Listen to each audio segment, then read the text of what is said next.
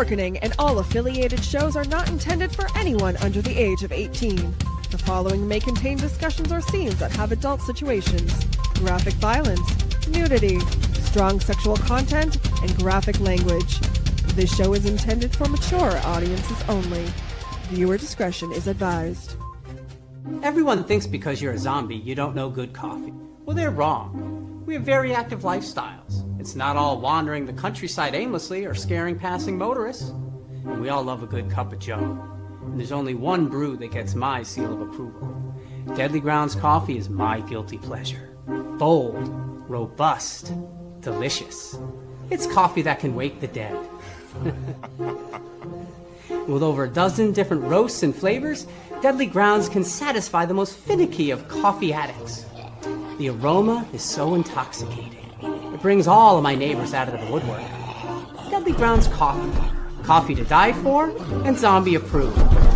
It's good to get a little deadly.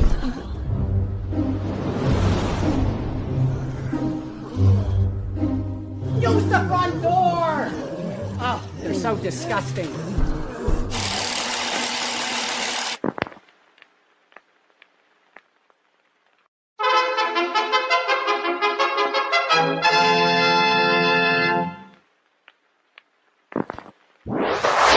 Persons under 18 will not be admitted.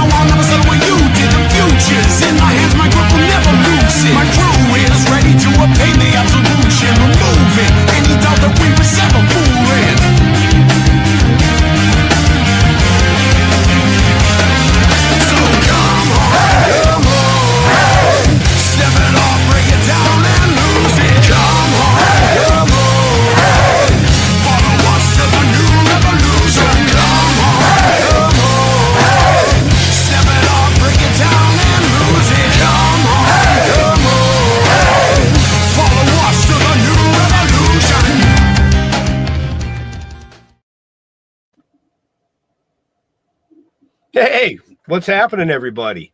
Hey, Ben. That was great. Y'all know what time it is. It's time for another kick-ass episode of Still Toking With. Yeah, I don't know. I just added Jeff back because it booted him, and we all came on the screen at the same time. So, yeah, it's all good. It's all good. Real quick, though, before we get started with tonight's show, we want to send our condolences to our producer, Mr. Leo Pond, on the passing of his mom a couple days ago. So, you're in our thoughts and prayers, brother. If you need us, we're here. So, but look at that. We're all on the screen at the same time. So there's the voice in my head, Mr. Jeff down in the corner. Can you hear us? Yes. Yeah. Can you hear me? I thought it was one of your zombies for a second there. I can hear you now. Yeah.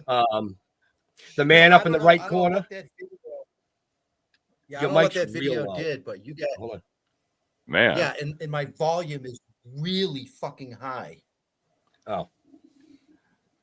So I'll figure it out. Go ahead, do your thing. Yeah, I don't know. The video was running fine on this side and on the live. So yeah. Well, that's all right. It's a new season. Us old people and our technology. The man with the flash and all the flashiness up in the corner, our awesome new addition to the family, Mr. Jeffrey Mark. And happy Wednesday, everybody. As Jeff figures out what he's doing down there, I'll quickly introduce our amazing guest. He's got a hell of a story, but we're not going to talk about that yet. We're going to let him talk about that. Dr. Hal Bradley. Hey guys, you know, thanks for having me on your show, Ben. Really looking forward to this today. Welcome to the show. Welcome to the show. Thank you, There's brother. another one of our awesome co-hosts, Mr. Dustin Peterson, aka Jags. If he was watching the intro, he would have saw his funny fine face in the intro. So All right, at least I'm not getting screamed at anymore. Can you guys hear me all right? yeah, you Yeah, good? You all right? Okay. Yep. You sure?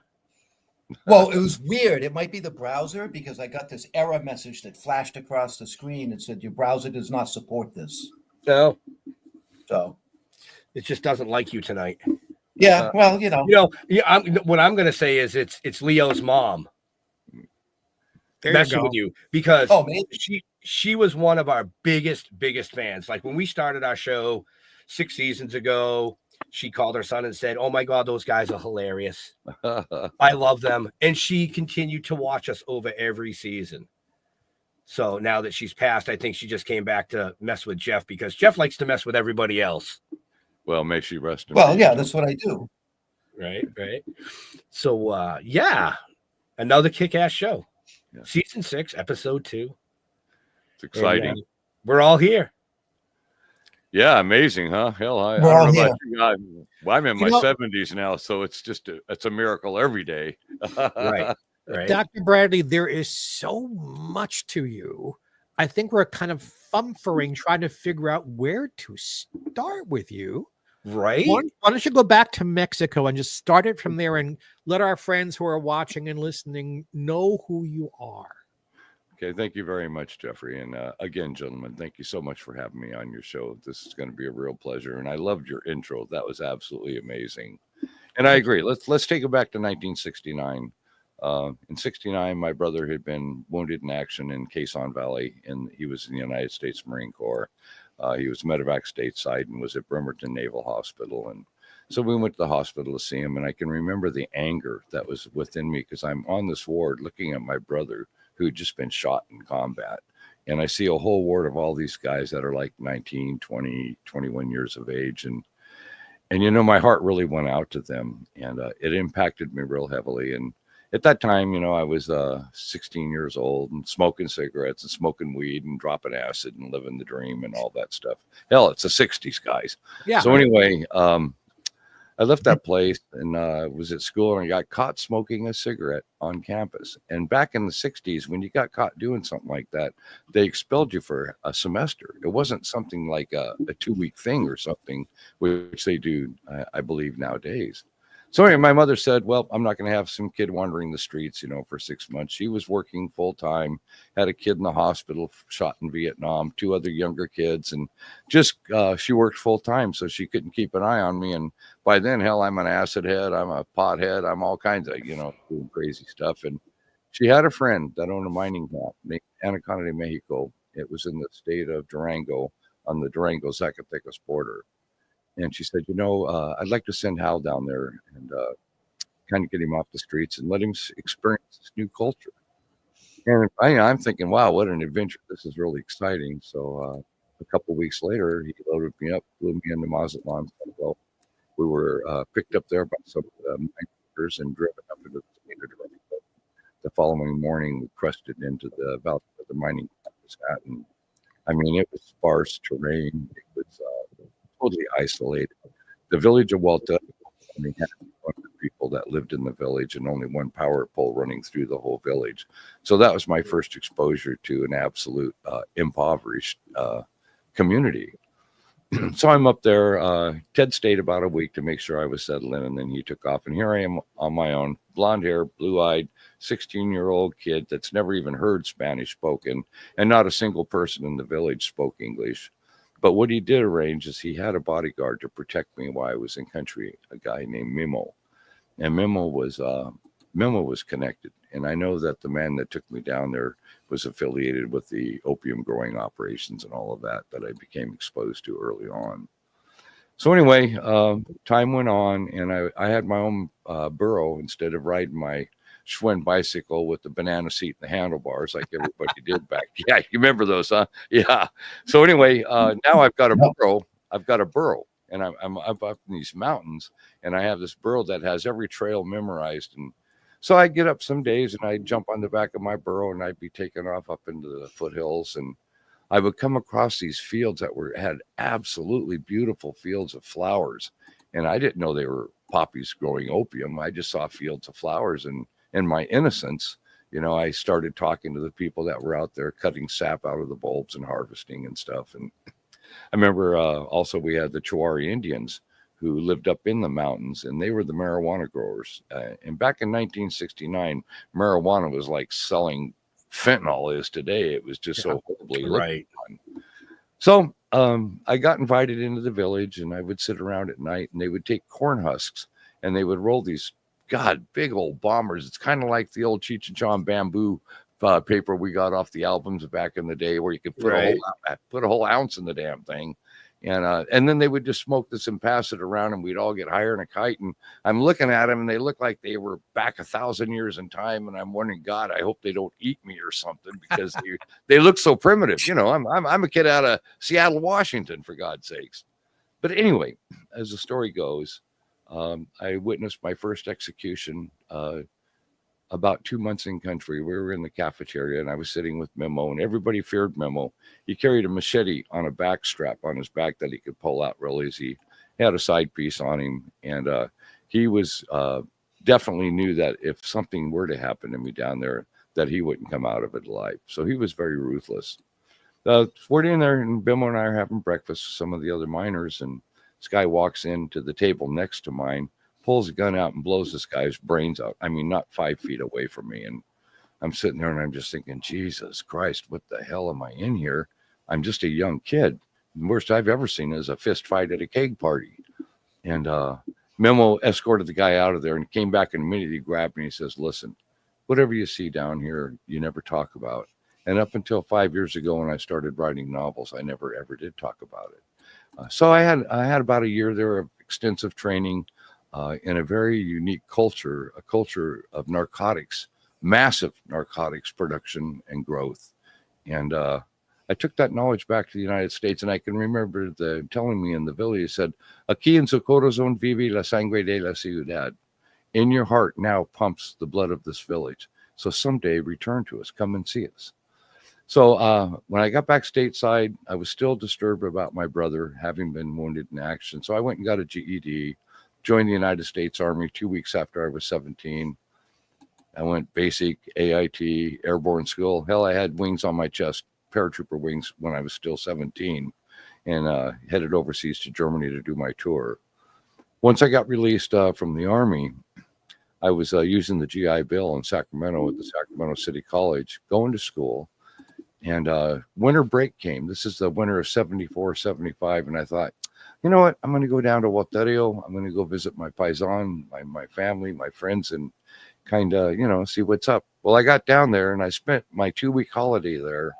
And during that time, they had convinced me to come back with a Ford LTD. And they said, well, we want you to take marijuana into the United States. And I'm thinking, God, that's going to be a cool adventure. Why not? Nothing but pot. And so I went back down on the next break, and they took my car, put it in a chop shop, cut all these compartments into it, packed that car with 80 kilos of marijuana, and I was off to the races. Now, I'm barely 20 years old. And I remember going up Highway 15 to Highway 2, where I entered in Nogales, and they had sprayed deodorant on my face. They taught me to wear sunglasses that weren't too dark, but not too light. Drive a car that's nice, but not too new, not too old. And they said, whatever you do, when the inspector comes up to your window, look him dead in the eye, stay calm. You're just down there for the day in Nogales picking up souvenirs or whatever, and they'll get you on through. Well, after 5 years of doing that and more than 70 border crossings, I never got caught once. But in 79, the ball game changed. By then, I'd been picking up marijuana. I'm getting ahead of myself here. By then, I had 2 other friends recruited out of City College. So I was running 3 cars down there now. And we were buying up all the pot in the Chouari Indian village, and we needed more pot. So what we did was Memo had a friend who was over in Jalisco, in the state of Jalisco in Guadalajara. So we head over there, and just outside of Guadalajara, there was a ranch compound where we went. And I met this guy named Rafael Carla Quintero. I'm sure you've probably heard that name. And then I met this other guy named El Chapo. And that's a picture that I think I sent you guys. So 42 years ago, I met El Chapo, and he was just a little pot guy at the time. We all were. And Rafa was the one that instituted the growing of that massive marijuana field that was so big you could see it from space. The one that DEA agent Kiki Camarena infiltrated and took out. And but at this time, we're running pot. And then in 1979, cocaine was introduced to the now newly formed Jalisco cartel. And there was this guy named Angel Felix Gallardo. And I always called him Patron. I didn't call him by his name, but he became the man that took all of the cartels, the major cartels of Mexico, and formed a syndicate. And they were all answering under his table. And I was down there in this time in the late 70s to early 80s during the growth and the changing from going from simple family criminal organizations to actual cartels. And I remember getting my first plane. I had a 172 Skyhawk I bought in Ukiah, California, just north of San Francisco. And I could fly myself and it'd take me about three times to refuel just to get to Arizona. It was such an old plane. And later we picked up a 185. But my first crossing, I went to the Yaqui reservation, which is half in America in Arizona, and then the other half in the state of Sonora in Mexico. And we had a farmer in Hermosillo, and about 200 miles north of the farmers of the city of Hermosillo, they took bulldozers and they cut out a little airstrip for us. So here we are. We're not picking up pot no more. This is my first time. And everything went from HUDs and handshakes and, yeah, you're one of the kids in the village, to AK-47s, extreme violence overnight.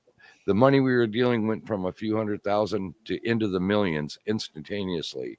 So the entire culture shifted and changed. And guys, this is probably 81, 82, 83 when I was experiencing that. But my time crossing borders and doing international trafficking ended in 82 for myself. They needed someone up in the United States that was compadre, paisan in their heart. And here they have this guy that's blonde hair, blue eyed, grew up in a village. I understand the culture. I understand the significance of the chain of command. I'd just gotten out of the military, so I had all of that discipline and training to go along with the love that I carried in my heart for the people that I was involved with. And I remember them telling me, we'll have someone come up and see you. Now, I went back to Seattle. I left Sacramento. And I'm up there, and I get approached, and they're bringing me, at this point, starting out with 100 kilos of cocaine, which wasn't a lot, but it's a lot for this part of the world back in that time. And this transgressed into, within less than a year, quarter to a third of a ton of cocaine at a time getting dropped off. So what I did was I built a corridor for them up in the Pacific Northwest. And as a result of building the corridor, I became the primary target of Operation Northern Exposure. What happened was I believe it was 89, or no, excuse me, I'm sorry, 1990. One of my guys went down and they caught him with 38 kilos of cocaine in the trunk of his car. And when they grabbed the kilos, they thought they were doing 2 keys of coke, a small bus, and here's 40 keys, but they had the soccer ball symbol on them. So at this point, the Department of Justice went, oh my God, we've got a Pablo Escobar representative up in the Pacific Northwest. Now, I was with the Sinaloa drug cartel, but Pablo Escobar was the one provisioning those kilos. And it was his signature to Americans is basically, fuck you, here's my soccer ball. Everybody knows that he likes kicking soccer balls. But what it did do was it enacted a multi-agency investigation on a federal level, because they say Don Pablo's got somebody marketing his cocaine up there in the Northwest. So they had unlimited funds, unlimited resources. And this is probably my second year into the cocaine trafficking up in that part of the country. So by now, I am recognized, I am known. And, the whole ball game changed so radically and so dramatically. And with the introduction of cocaine from the marijuana industry in our life at that time, lessons were taught. I've watched multiple executions. I've witnessed a beheading. I've seen 3 guys doused in gasoline in the desert and gas poured on them. I mean, all kinds of crazy shit. And one time, my friend Pat Grady, may he rest in peace, helped me build the organization up here in the 1980s. And he was killed by the cartel here 3 years ago. They found me here 5 years ago and hit me, but I survived the kill order.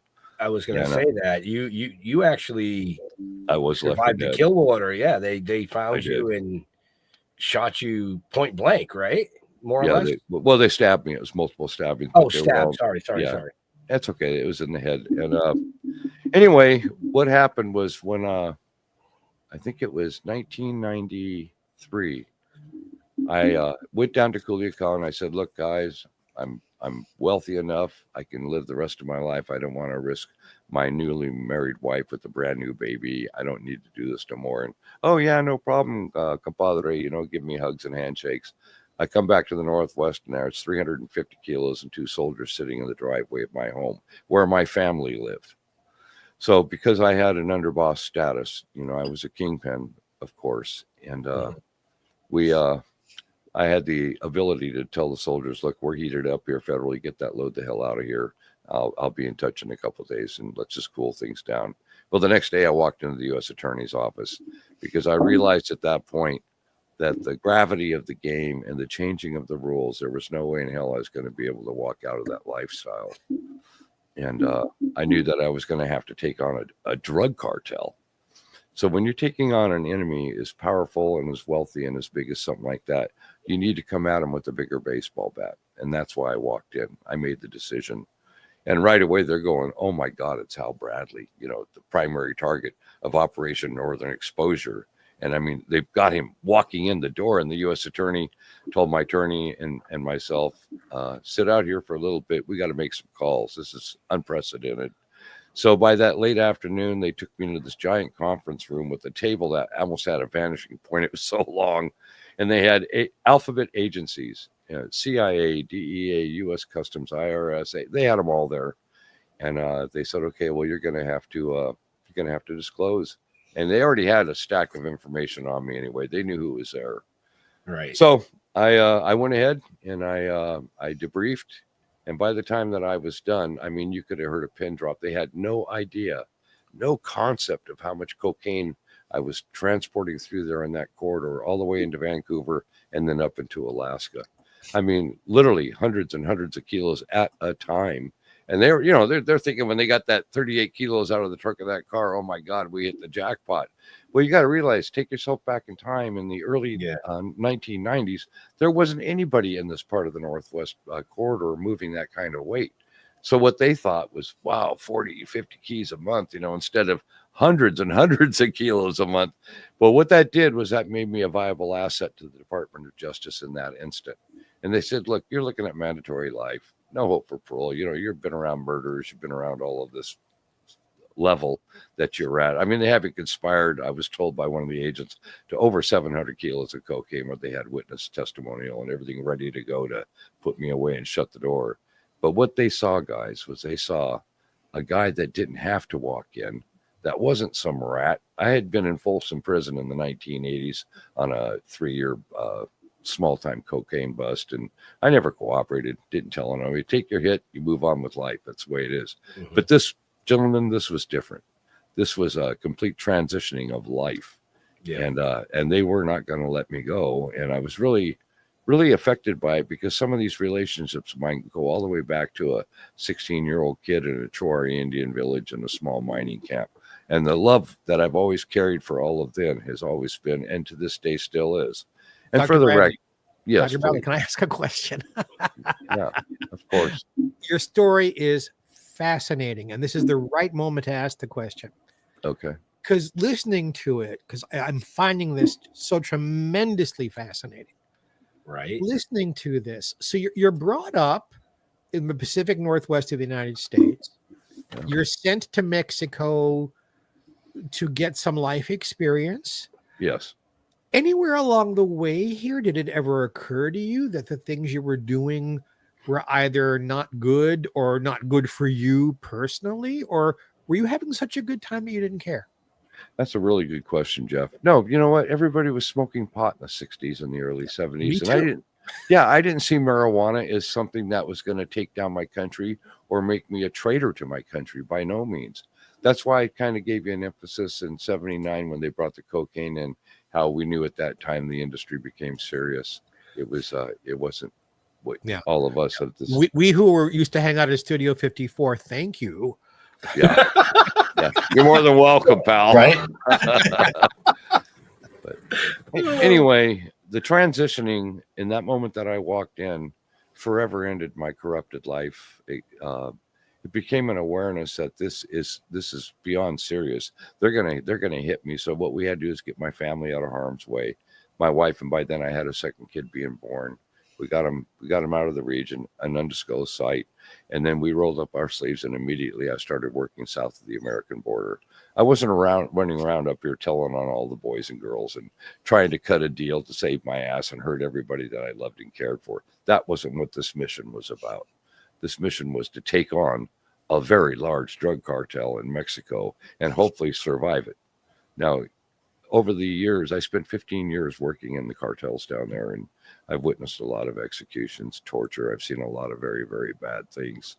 So I was fully aware of what would happen to me in the event of discovery. But I didn't care at that point. It was something that I needed to do just to cleanse it. You know, when I was a kid, guys, I was a Cub Scout. My mother was a den mother. I was a Boy Scout. My father was a Scoutmaster. All my brothers, we all grew up that way. We came up with honor, integrity. We worked hard as kids. We were decent kids. But what happened is a cultural shift at a time, 1969, at a time when the world was facing a revolutionary shift.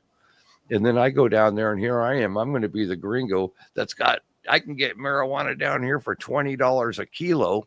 Jesus, God almighty. It was just fabulous for being a college student and selling it on campus and you can see where the story goes.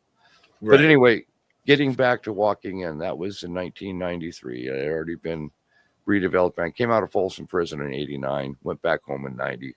I was contacted in 1990, forced back into the business, no choice whatsoever. It was a plane ticket for me and my wife, flew to Las Vegas, wined and dined. And oh, by the way, we're going to send a trunkload of cocaine up there. We need you to get a hold of your friend Pat, reactivate this, and this is what you're going to do. And I'm going, wait a minute. I'm out of this business. And they literally laughed in my face. You're never out of the business. You're used up until you're no longer. So anyway, I went ahead and right away I was formulating how the hell I'm going to get out of this. But the money was coming in so gigantically. And Snohomish County Records here in Snohomish, Washington, your audience can look up my name and they can see the massive amount of real estate holdings, all the business licenses from my various companies. I mean, I literally exploded in a financial a world, if you will. And it's very hard to break away from that because you become so used to the post of power. You become used to the position of where you're standing in the community and how people, they reverence you. You're a very successful person. And people want to get to know you and be a part of you. And that's a hard ego thing to shake in its own right. But the time came to get out. And like I said, I went to Culiacan. I sat down at the table with my brothers, guys I've known for decades. And I really believed in my heart that I would walk until I came home to a third of a ton of cocaine waiting for me. So that was the triggering catalyst that took it out of me. And the next 19 months, guys, I was operational in Mexico, throughout Central America. And I mean one side of Mexico to the other, one end to the other, because I was inserted by people that were cooperating in that country. And they could go, okay, Bigotes, this guy is a Grandota in Canada. And I had another name and they'd say he's a big coke dealer. We've been dealing with him for years. So they're giving a stamp of approval. So I was spread out and we were working on other criminal organizations in these various countries. 19 months goes by, did a fantastic job, put all kinds of big time people out of business. And I'm up before the judge and I was facing, a mandatory life. But because of the work that was developed as a result of my coming in, the judge sentenced me to 8 years at the request of the U.S. attorney. So I'm off. Yeah, it's amazing. I'm off to prison. And this is October 19th, 1994, 3:30 in the afternoon. I'm in a holding cell waiting for to catch a flight on Conair and head to Inglewood, which was my first FCI. And I just couldn't take the burden of it anymore. And I dropped to my knees in that cell. And I looked up to the heavens and I says, God, you need to come in here and take a hold of this because this is, I'm just lost everything in my life. I've got a contract out on my, all kinds of bad things are going on. Right. Well, An inmate walks into my cell. It was open. He comes in and he kneels down on one side beside me. He puts a hand on my shoulder and he starts praying.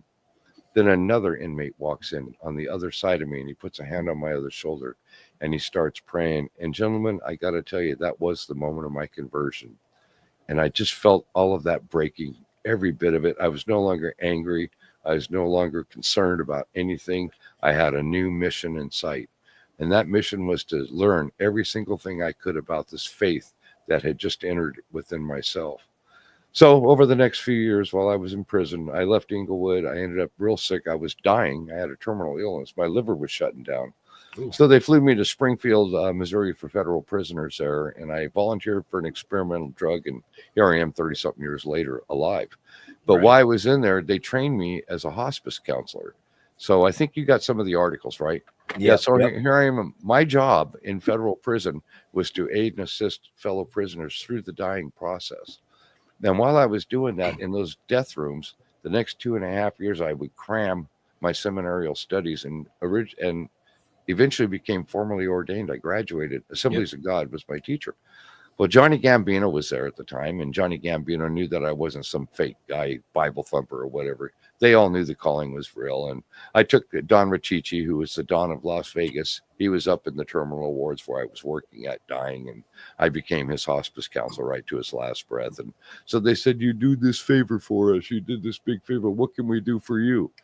And Johnny Gambino actually gave me a phone number on Long Island, I guess it is, outside of New York, to make a call if I ever get back there. And he said, our family will treat you and take care of you. And about that time, John Gotti shows up. He's got cancer in his liver, his neck, his throat, that area there. And I'm a certified hospice counselor. So I've got this tag on my shirt where I can move throughout the prison. And I was actually able to see John Gotti a few times. And what it was is I became a messenger deliverer between Johnny Gambino and John Gotti. I mean, you know, I was waiting for that. Yeah, right?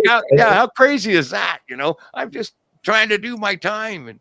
And then Leonard Peltier shows up. And by the way, I see that he's getting pardoned. I'm so grateful to see that. But Leonard shows up, and then the sheik that originally tried to blow up the towers, the blind sheik, he was there. And he would be out on the yard, and he would be doing his prayer rugs with all of his followers of his faith.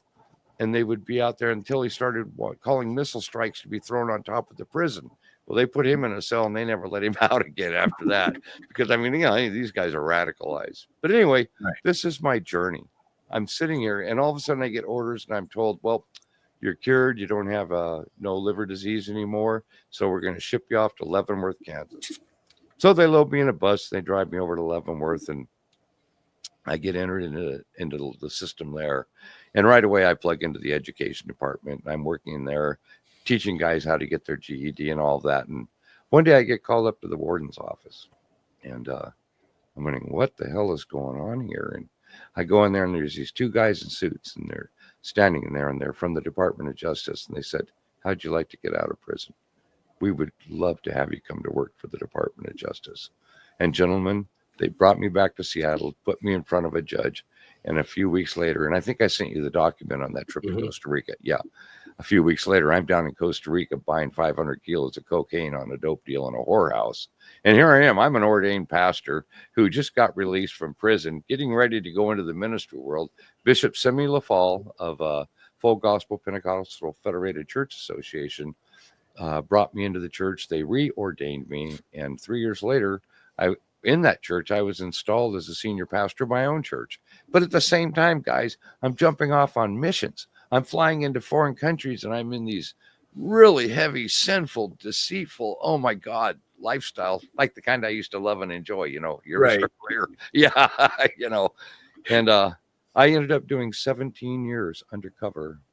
And a few years ago was graduated to become a hospice chaplain. I still do hospice work. I still do it to this day. But 2018 was my last mission in Mexico. Chapo Guzman was being moved stateside on that particular week. And the neighborhood that I was in Ciudad Obregón. I went down with one of my neighbors here. His mother had died, and I didn't want him to go alone. So I traveled down there.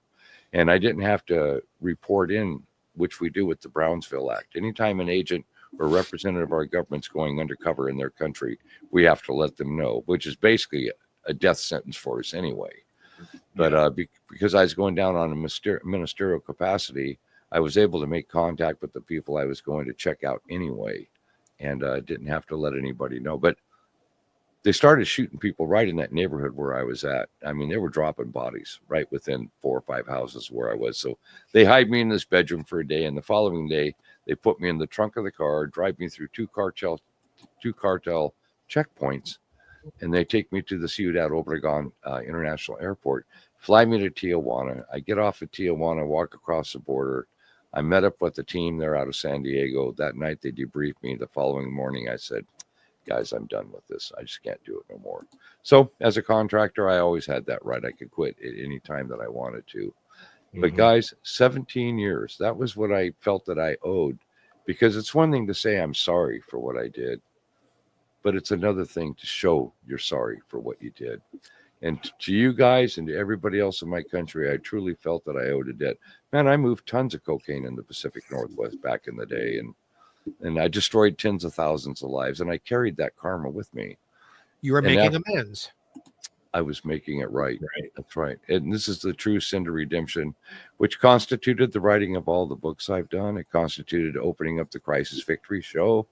There are so many stories like ours, guys, as we came up and did stupid things and foolish things in our youth. But you know, as you get wisdom acquired in later years of life, you look back on it and you go, there's got to be a restitution that I can do to show how very sorry I am. Right. So that's who I am today. You know, in my 19th year, I've been in my same house here 21 years, but 19 years I work in trap houses and I work in the homeless community. And, you know, I work in environments, and I'm a pastor, and I'm a recognized pastor by everybody. So I go in these trap houses and I'm watching little girls sitting on a couch waiting their turn to go in a back bedroom to trade their flesh for a $20 hit. And at the kitchen table, there's 3 kids sharing the same needle, shoving into their arm. But everybody knows that I don't judge them. I don't have any of that in my heart at all. I'm simply there as support for them. And it gives them an option to go ahead, brother. Again, the perfect moment for the next question. Right. Yeah. I had one. I had one pop up too. But go ahead. Come on with them, brothers. Do you, in your religious community, Yes. ever feel that you are judged because of the company you keep or because of your past? Because from what I know of Assembly of God and Pentecostal churches, and Yeah. I'm not judging anything here, just how they Yeah. work. Yeah, they're strict. Very, very, very conservative and keep to themselves and don't really mingle much with the kinds of folks you have a heart to help. Do you ever get a pushback from the religious folks who are connected with you? I absolutely love that question, and I'm glad it's come to fruition here. Bishop LaFall, when I first came out of Leavenworth, within the first 24 hours, he came to the halfway house where I had to stay a few months in. And he told me, he said, you know, Minister Bradley, he said, I saw you in a vision. Now, bear in mind, gentlemen, this is a Pentecostal church where, he's got over 50 churches across the United States that he installed. I'm the only white Caucasian minister ever ordained, ever. It's all black, full gospel Pentecostal. And he said, but I saw you in a vision. And you know what's amazing, gentlemen, was when I walked into the main church the very first time, I had seen that church in a dream myself. So that was the connection. So they never judged me. Instead, they loved me. And I became, they just knew, you know, everybody that knows me, you guys are a distance from me, but the people that are around me can feel the true calling within me instantaneously. They know that I am a man of God. And so, no, I don't get judged. Not at all. I can't recall a single element where anybody that's ordained has ever once judged me. They're more fascinated with it. If you want to know the truth, they can't go in those environments. The people that live in trap houses don't trust anybody. You know, they're slinging dope. They're doing things that are illegal constantly. And yet they would let a total stranger, a minister, walk in their door, sit at the table and watch everything going on and never, ever have a problem with it. And, you know, guys, this is my 19th year of doing that. Right. And I'm finally done now going to the trap houses. It's just too dangerous. And Right. So my question was, because of everything that you went through at an early age, all the murders, the tortures, the things that you saw, do you think that played a part in why you were so easily transitioned into the hospice side of things? because it takes a certain person to be able to watch somebody die. Yeah, it's a good question. You I've been present with over 60 passings, so Right. that I just did one last week. So that is a good question. I think that the type of violence that I survived, as you know, while I was undercover, I was captured, I was tortured, and I was horribly rescued. I mean, the way they came and they blew everybody away to get us out of there. And I can remember wiping body parts off my shoulder and the side of my face, and still live with those nightmares to this day. I was also kidnapped in Culiacan when I was operational down there for DEA. I was down to buy 3,000 kilos of cocaine off a general in the Mexican army. And somewhere in transit, they found out who I was undercover. So they drove me off the road. Now, this is Mexican federal agents, but they're on the cartel payroll. They grabbed me, and what they did is they took me to a hard site to debrief and find out what I knew before they were going to take me out and whack me. The two guys that were in that car with me, guys, they were killed. They were Mexican nationals, and they were beaten to death. But when I got rescued on that one, I could hear in the distance American voices yelling and screaming, but not out of fear. They were yelling, trying to locate me. And I remember when they came into the room, they pulled the black bag off of my head, and I was horribly beaten. And they had a picture in a plastic envelope, and the guy was looking and said, "Are you Hal Bradley? Are you Hal Bradley?" And I couldn't talk, but I could nod my head and say, "Yeah," but they couldn't recognize me from the picture of me they had, Right. you know, and so I've had a couple close encounters on the law enforcement side, but there's things I can't talk about on your show or discuss with regard to how I came up in that business. Right. But yeah, Dr. Bradley, this just hits me. Forgive me if I'm going a little far afield here, no, but it's about faith also. I'm a very spiritual person, and I respect and love everybody's faith, because Amen. I don't know Me how I would too. have gotten through my life without it. Do you feel there are certain persons like yourself, perhaps me, because you don't know my story, but No. I've known some of the folks you've known who are seasoned? When I say seasoned, I mean beaten, because we're being made, because we're here to love other people out of their pain. Do you think there's a connection with that? Because I'm seeing so much of me in you. Thank you for that. I take that as a compliment, and I feel it in you too, brother. I think what happens is the moment that we recognize the truth of who Jesus Christ was, or whoever you follow. My associate's degree is in chaplaincy, so I had the foundation studies years ago on that. But with me, the moment that I believed, I never looked back, and I never transitioned back. Instantaneously, I became hungry, wanting to know more, learning more. I was like Saul on the road to Damascus, where they took him into that room and Ananias pulled the scales off his eyes and he became Paul instantaneously. And that's how I kind of like to refer to my transition in that jail cell that night, waiting to catch a flight on the way to a federal prison. I mean, I instantaneously transitioned. And that's been over 30 years ago, gentlemen, and I've never looked back, and my faith is strong. Yeah, I know you.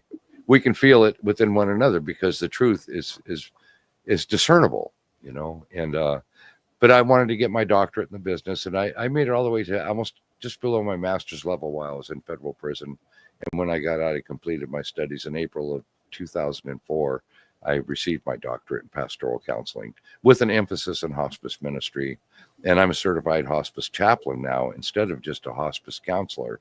So I still pursue exactly where I need to be. And I love being with the dying. I love being able to hold a hand and caress a shoulder and lean over there and tell them, if you will, that this is your opportunity before you pass into that other part of that which we are, to be able to download everything you need so you can close this door and get ready to enter. And over the years and so many passages I've dealt with, it just becomes so natural, and I can't imagine doing anything else. And like I said, last week I took another one through it, and last month I had a lady that was on life support that I've known for decades, a friend I love very much, and her husband was in that room with her all by himself, and he was really going through it. But a calmness and a comfort entered the room when I came in, and went over and kissed her on the forehead and pulled her hair back a little bit and held her hand and kind of gave him a hug and let him know that, hey, it's all going to be okay. And they believe it because we believe it. That Jeffrey is the true tell. It's like working in trap houses and everybody's high on meth and heroin and all kinds of crazy stuff. And they're paranoid of the world. Well, why the hell wasn't I getting accosted or attacked? It's because, Jeffrey, that they could sense it and they felt it and they did believe it. And then over the course of years, it becomes evident.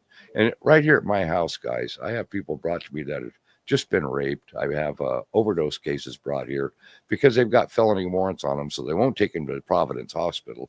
They'll run them over to Pastor Bradley's house because he's got Narcan kits and he'll revive them. And or like rape victims, I'll get them into my house. I'll put them on a couch for a day or two, and they don't have to trade their flesh to have a couch to be safe in, and they know that. And as a result of that, oh my God, it's been an amazing 19 years serving the community. Wow. So that's the transition, guys. Yeah. I will say, if we ever do meet, yes, which I hope we do someday. Yeah, me too, Ben. Don't kiss me on the fucking forehead because I will freak. I promise I won't, brother, but I'll probably give you a hug and say, hey. I'm okay with the hug. And then I'll smoke a big fat bong. I'll smoke a big bowl with you, bro. That'll work. That'll work. Yeah. And just for your audience knowing, I'm a PTSD patient. And I've had licensed medical marijuana through the VA for 20 years. So, I'm not, good for you, brother. Have one for me. Yeah. Dr. Bradley, I'm one of the founders of Marijuana Anonymous for the 10% who get addicted. Okay. You get addicted. But for the other 90%, of course, marijuana can be used to help people with PTSD, with medical issues and reactions to medications. I'm never against marijuana. I'm just there for the people who can't use it. And I get that. I like that. You, sir, are an amazing author and very successful addict. Can we talk a little bit about your books? Yeah, I'd love to. Over the course of the 17 years that I was operative, I would be in and out of embassies in various countries. And I'd always get the pleasure when I come from outside the wire and get debriefed, I go down to the cafeteria, grab a bite to eat, and maybe a team would come in, SEALs, Special Forces, whoever. They'd come in, but we never sat around other normal people. We would always, so we could kind of sense who we were, So we would all grab over in a corner at a table or something, and we would talk about the things that we could talk about because there's so many things that are classified and you can't talk about. Right. But nonetheless, over the 17 years, there were virtually dozens upon dozens of conversations. And I wanted to give recognition to the law enforcement agents and the military teams that I've worked around and been around. And so all of my books are dedicated to those kind of people. But they're action adventure novels. I fictionalized them, and I write them under fiction because this way no one's going to get arrested or in trouble. So including you. Including me. Right. That's true. There's a lot of information that are in there, but it describes the various types of torture techniques and tactics. It describes human trafficking, which I've been around. It describes such a variety of bad things. So I created Harold Brandon and his sidekick Manny. And you'll really get a kick out of this. Manny is the name that was the agent that was captured with me in El Salvador when we got grabbed. And we were being moved in what they call dry camps, prison camps. Every few days they would move us because he was involved in Salvadoran intelligence services and was a principal, automatic, we got to save this guy type in his country. So they moved us constantly throughout the jungles down there, but we were tortured every day. We went through some very horrible things that I don't want to get into. 8 months ago, guys, I almost committed suicide. I did. And I've never even had those thoughts before, but I get tired of waking up in the middle of the night being in the jungle. And I really struggle with that. But instead, I called the VA suicide hotline. And to give, thank you guys. And it means a lot to me. I wear a bracelet on my wrist that has 22 on it because 22 veterans commit suicide every day in our country. That's the average. Yes, they do. So I'm an advocate for that.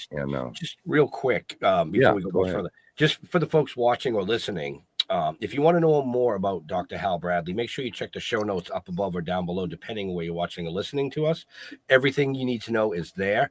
Thank you. Bringing up the suicide prevention, if you check our show notes, we have links and hotline numbers for suicide prevention, for addiction, for just about anything you can think of. They're in the show notes. There are people out there that will listen. Okay, Well, sorry. like I said, brothers, 8 months ago, I was walking down the hallway to commit suicide to end my suffering, my mental battle, if you will. Right. But it's because I knew the VA had that, and I've been a PTSD patient with the Veterans Administration for it's 15, 16, 17 years now. Sometimes what, these things never leave us, guys, but what you have to do is have the capacity to pull it out, take a look at it, talk to it, and then put it back in, because it never will leave you. But it shrinks it down to its right size. A manageable size. I think about executions that I've witnessed. I think about children that I've seen in rooms that are being ready to get loaded into vehicles and shipped north to be sold. I think about so many things, and you just don't live 15 years in the cartel world and not have damage, if you will. Right. Right.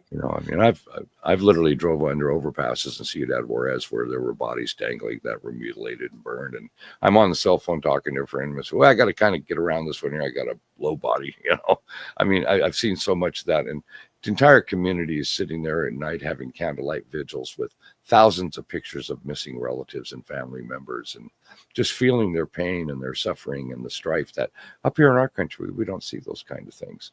But back in the day when I was operational, and before being operational, was a smuggler myself, the villages I go in, all of them had stuff like that. And it's a sadness that doesn't depart so easily. But I think that through my faith in God and the wisdom of surviving so many things like that, it was the catalyst that made me so dedicated to being the type of pastor that I truly am. So, Dr. Bradley, are you today the active pastor of a church? Oh, yeah, absolutely. Not of my own church, no. I'm still with Full Gospel Pentecostal. I'll stay with them forever. But I have had my own church. I was installed, and I think I sent you some paperwork on that too, my certificates of installation and all that. Yep. Yeah, I've had the church. But what was happening was on Wednesday nights, I'd always prepare for my Sunday message, what I would deliver to my congregation. But then I get a call on Thursday saying, pack a bag, you're on your way to Bolivia, you're going to go down and do a drug deal or something. And it became so conflicting to me that I went to my bishop a number of years ago and said, I need to take a sabbatical from this. So I removed myself from my post as senior pastor and stayed with outreach services instead, because I know where my trap houses are. I know where that picture you had of me that I saw on that you're going to put up, showing me with my white tab collar shirt. I was unloading a truckload of food in an alley when that picture was taken by one of the people and given to me. And that's my church, brothers. My church is my home, and in an alley or in a dope house, that's my church. Now, Ben, go ahead, please. Your personal family, your wife and children, are they thriving and healthy? My wife is deceased. She I'm died. sorry for your loss. Thank you. She's the mother of my children, and she's gone, but she's in heaven and resting. And my children, two of my children, they're in, I don't even know their last names. They were adopted out during a time that I was going through, and I'm glad they were, because of the protection that is afforded them. I still have $100,000 contract on my life. People have come to collect. As you know, June 6th, June 7th in 2020, I got hit right here at my house, left for dead. It was a kill order that failed, which is a miracle of God in its own right, because I remember the last knife strike on the top of my head, and I felt my head popping, and I started drifting into darkness at that moment, and I thought that was the last moment of my life. But I want to tell you something, Jeffrey. You talked about your faith. Let me tell you what it's like to know that you're going to be dead within seconds. A certain calmness and a certain peace comes upon you. It came on me so strong, and I was full of joy. I mean, this all means nothing in that moment as you're getting ready to leave your life experience and enter into that which is what we were before we were manifested in the flesh. And I believe it because I've now experienced it. And I've faced death a few times. I've been waiting for the bullet to take me out. I've been through that stuff. But that's nothing at all like when you're laying on the ground and you feel life slipping away, and you have those few moments to go, well, you know what? Been a hell of a ride. And I mean, I'm not going to miss this. I'm anxious to go to that. And I felt a compassion within me that I had never felt before as I was laying there dying. And I have a fiveplex, and one of my tenants He was the one that came out and grabbed me, and 911 it in, and they were able to save my life. But I don't know if I showed you or not, Ben, when we were sending all the stuff to document this crazy story. But there's a sheet of how many doctors and surgeons and people that were involved the night that I was brought in. Yeah. And I was I think you did send that. Yeah, I'm sure we did. And I was in a coma for a day and a half. And when I woke up, the first thing I did was forgive the contract killer instantaneously, because I know what it's like to have a name and an address on a piece of paper handed to you. I've been there, done that. And right away I came out of it. I wasn't mad at him or angry. He didn't know who the hell I was. He was just doing what he, given his circumstances, has to do. So that also, Jeffrey, was a confirmation to me of just exactly how sincere my belief truly is. There was no anger. There was nothing but compassion and understanding. And that, gentlemen, is the way I've been since October 19th, 1994 at 3:30 in the afternoon, when I surrendered everything to that belief. Dr. Bradley, you are a very brave and very love-filled man. Yes, I am. It is an honor to meet you. It's an honor being on your show and with all of you, gentlemen. And I want to thank you for letting I this do. message. Go ahead, please, Jeff. I've been pretty quiet. I've been pretty quiet. Yeah, you have been tonight. Go figure, huh? Well, I want to bring something up, because you rekindled, and don't take this in a negative or a bad way, you rekindled a very dark part of my life. Okay. Interesting. I went through a very serious cocaine addiction. Okay. I'm It was sorry. not pretty. It went on for, it's not you, went on for 4 or 5 years. No, I'm Changed sorry, my because life, obviously. I'm sorry that you went through it, Jeff. I destroyed probably 10,000 families in my years, so I get it. And I did feel that the moment you brought that to the table. Please share that. I want to hear it. You I know. do. Well, I survived it. Okay. My calling came after I broke into my dealer's home and stole all the coke. Okay. And I was hunted down and had a gun put to my head. You know what I mean? So I've been there. That was I know what you mean. I call it a great awakening. You know what I mean? That's the listening perfect to your word, Jeff. story, I mean, it was, what I went through in comparison, listening to your story, obviously is, I'm kicking a peanut down the road here, but I don't take it that way. You rekindled some very, very difficult feelings. And I think that in some way, everybody that's gone through something like that needs to re-feel that periodically in their life. So Yes. thank you for that. And Well, thank you. I You know, think Jeff, they have to. Sorry, I think they have to feel that every once in a while to remind them of the things that they went through to put them where they are today. You have to keep that stuff green. Yeah. Yep. Well, and if you remember a few minutes ago when I made the comment about when we're dealing with those devils, Jeff, like how this was a trigger to bring back those memories. Sometimes we have to pull it out and talk to it and make peace with it and then reinsert it. Mhm. And that's exactly what you did in this moment. And I'm so glad. And I thank you for letting me help you by sharing. And the story that I've shared with you is truthful. It's factual. It's documented. And I'll tell you something, guys, I live with it every single day and every breath of my life. How horrible, the horrible things that I have done and the horrible things that I have survived. But God says to be doers of the word, not hearers only, plain and simple. So instead of saying you're sorry or whatever, or feeling bad about yourself, get out there and do something about it instead. Yeah. Right. And I really want to thank you for having me on your show today. It impacted me too, Jeff. It's not easy to keep talking about those things, but Right. Dr. Bradley, if you're go ahead. It's something that is necessary. I mean, unfortunately, I think that I tend to try to keep that buried and hidden away. I don't, it doesn't come up very much. To anybody. I mean, Ben knows my story, obviously. Well, Sure. yeah, I've known you 38 years. he was part of the story. No, I met him shortly after. Oh, interesting. Yeah, no, the only one that was there was my wife, who's still my wife. So, Oh, she thank went through all God. of that darkness with you. Beautiful. I'm so So glad to hear that. things happen for funny reasons, you know what I mean? Yeah. And so I wanted to thank you for bringing that back up because I think I needed to relive that a little bit. Well, I will say this, Jeff. Not many people knew about it, but with the viewership that we have now, and this being live, I think a lot more people know about it now. But it's And okay. I don't Just whatever. saying. But you know what, Ben? I'm That's just also giving you shit. I was breaking the tension, giving you a little shit. no, it's a Yeah, good Hey, thing. whatever, It's a good thing because look at him today. Look at him today, and look at what he was when he went through that, and how he just shared that, and how Right. it was so many years ago. But Jeff, somebody will benefit from that because they're going to hear that comment Absolutely. and they're going to feel that ping within themselves. And this is what I do every day of my life. I deal with people that feel that ping.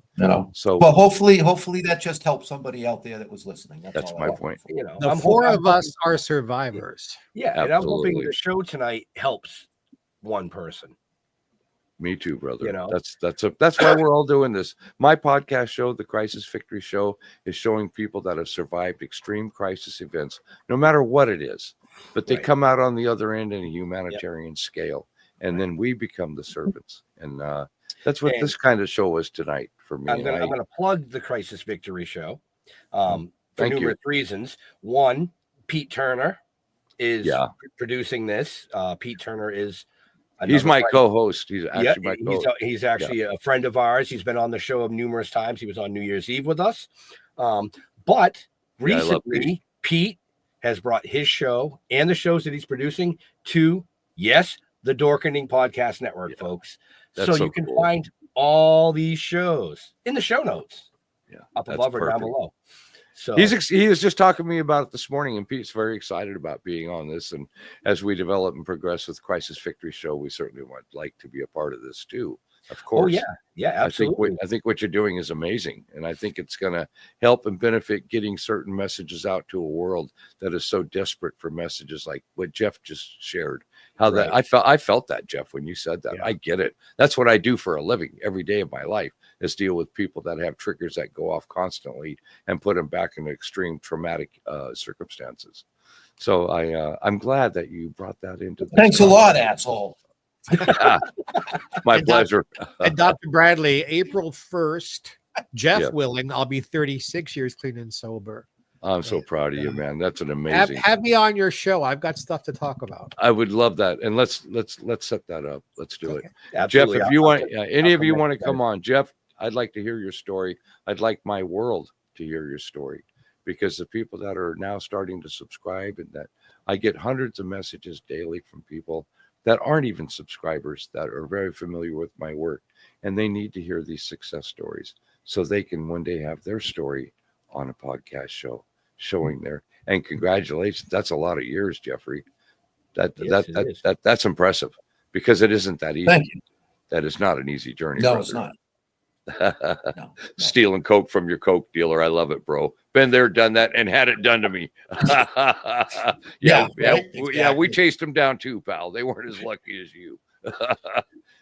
So many years ago. But that's the purpose of our shows, right, guys? Right. That's the It is. purpose. It's wisdom. Absolutely. Yep. Maybe we can prevent somebody else from going over there and robbing some drug dealer's house and getting his ass blown off for doing it. Right. You just don't Might know. not how be to- so It's not lucky. a good idea. I can guarantee you that. Well, it's not a good idea, especially in today's day and age. especially You know, in the I mean, times that we're you in. know, in the 80s, 90s, you could have gotten away with it and gotten your ass kicked. Now, your family's burying you. Yeah, that's true. Getting your ass Yeah, blown 'cause- off ruins your evening. And that's before we get off the air, I want to say to anybody working in outreach services, do not be interested in following my path. Don't go to trap houses. Don't go into some of these homeless camps. Do not do it, because you're not trained for it. You're not qualified for it. And you're going to end up in a situation. Because I constantly get people saying, "Oh, pastor, take me with you. I'd like to go sit in a dope house and talk to these young people." No, you don't want to do that, because for one, they're not going to let you in. And if they did let you in, then they've got a mischievous purpose of doing that. This is a very dangerous ministry that I've been in for 19 years. So I don't want to influence somebody on your show to go run out of here and go out there and go see if they can knock on a door at a trap house and get themselves in a situation where we're not going to be able to get them out of it. So please hear me on that. Right. So, with that being said, we are a little over time. So, Jeffrey, Mark, any last questions for our guest? If you ever get to Southern California, we have a meal together, Doctor. You got that coming, Jeff. I'd love to come and see. And I do get down there from time to time. And I'd like to say thank you to all of you. I'd like to say God bless you, God keep you, God be with you, and with everyone watching this show. Feel touched, feel loved, and feel blessed. Thank you, gentlemen. God bless you. Excellent. Jeff, my Jeff over here. Any last questions for our guest? Yeah, I came up with a new one I want to ask, and I think, I mean, you Please. were a kid, obviously. Jeff, did you ever own a rodent? A rodent. Yeah, I had a pet raccoon named Critter. I've had dogs and things like that, and pet rabbits in the 4-H club when I was a Boy Scout. Okay, all right, so that's a rodent. Yeah. Okay. Yeah, No, yeah. was So curious I about have. that. Wow. Okay, Wow. all right. So, Interesting. with that being said, folks, I hope you enjoyed the show this evening. So I'm going to wrap us out. Just hang tight till the show ends. I mean, you know how this all works. Oh, yeah. But Dr. Hal, where do you like interacting with your fans on the social medias? Do I like interacting? Absolutely. When people reach out because of the circumstances of my show and its content, they're reaching out of need, not so much curiosity. So, yeah, I absolutely love it. Okay. And where can they find you? They can find me at crisisvictory.com. And if they're interested in reading the books that I've written, at drhalbradley.com. Which both of those folks are in the show notes up above or down below, depending on where you're watching or listening to us. Thank you for that. You're welcome. My flashy brother. Theo. Yes, sir. Where do you like interacting with your fans on the socials, my friend? Anywhere I can find them. I'm Amen. on Blue Sky. I'm on Facebook. I'm on Instagram. I'm on LinkedIn. I'm on your electric toothbrush. Just Woohoo! reach. Just make sure you change the batteries. Yeah, I too am on all Oh, those, by the God. way. I am on it, LinkedIn, Instagram, Facebook, YouTube, Yep. all of it. Yeah, so I get Yep. that. I think that's what you were wanting me to. No, Yes. no, the websites were fine because all your information is in the show notes. So if they wanted to reach out to you on Facebook or Instagram or YouTube, it's in the show notes. and besides which, if I have to change the batteries, it means I've just had a very good time. Right. Love it. Yeah. And of course, my podcast, Jeffrey Mark Plays Ella, where I play the music of the great Ella Fitzgerald every week on a theme. Oh, I and love it. I love that. Tell you all the insider stories of how the music was made and why it's important. So, Wow. and the two Amazing. books I'm working on, and being here. I love being here. We love having you here. So, to all my friends out there, God bless and have a happy. That's It was right. an honor to see you tonight, Jeffrey. Thank you, brother. Hef. Oh, Hefe. yeah, like always, you go to, stilltoken.com or Token with the Dead on Facebook. And Jeffrey, I wanted to say I spent a couple of hours this afternoon hunting for what I know I have for bling that I was going to wear. Let's the see problem it. is the only one I found, it would be below camera. So, I love it. It wasn't gonna work anyway. You know what I mean? I love it. Yeah, just go to stilltoken.com and all our other links and all that stuff is right there for you. Easy peasy. I love the name of your show, Still Token. That fits so perfectly to us older guys, don't it? Huh? Come Right. on. It does. Right? It does. I love it. So Well, and I got a haircut today too. I saw that. I got one yesterday. See? Yeah, see? So, but in all seriousness, we want to thank Dr. Hal Bradley for coming and hanging out tonight, telling his story. It's an amazing story, folks. And we only touched a little bit of his story. I mean, Oh yeah, not a lot of it at all. check out some of the other interviews that he's done out there, because we're not your standard Q&A. It's just that kind of that simple. As always, to Hef and Geo for hanging out and supplying the comic relief and the flashy bling. But to all our veterans and first responders, Yes. we want to thank God you for bless doing them. what you do so people like us can come up here and do what we do. Stay safe. We'll see you Amen. next week. And we are Out of here.